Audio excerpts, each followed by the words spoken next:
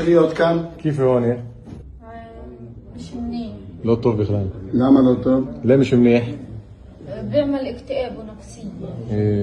بديكاون ما في شيء. הבנתי. ולאריך התנאים כאן? الاوضاع هون في قلب السجن فيش اكل منيح. אין אוכל טוב, مية مش نظيفة. המים לא נקיים, بيطلعوناش לא بيعملوا מוציאים لناش אותנו, شيء. לא נותנים להם שום טיפול. טוב, מים אני דווקא רואה שיש, אבל האוכל לא צריך להיות טוב, זה לא בית מלון כאן. هون مش فندق ست نجوم, ומי שעושה דברים צריך לחשוב על מה שהוא עשה. واللي بيعمل اشياء عاطله مجبور يتحمل. ולא, מי שעושה פשע צריך ללמוד, ובטח פשע נגד עם ישראל. اللي بيحاول يعمل اي شغله سيئه, اي شغله عمليه اجراميه بده يتحمل. זה לא בית מלון, פעם היה כאן בית מלון, היום זה לא בית מלון. مش فندق هون. היום נגמר הבית מלון כאן, אין בית מלון כאן. هون זה فيش מדינת فندق. ישראל. مش اوتيل, مش فندق هون. אין בית מלון, נגמרו הבתי מלון כאן.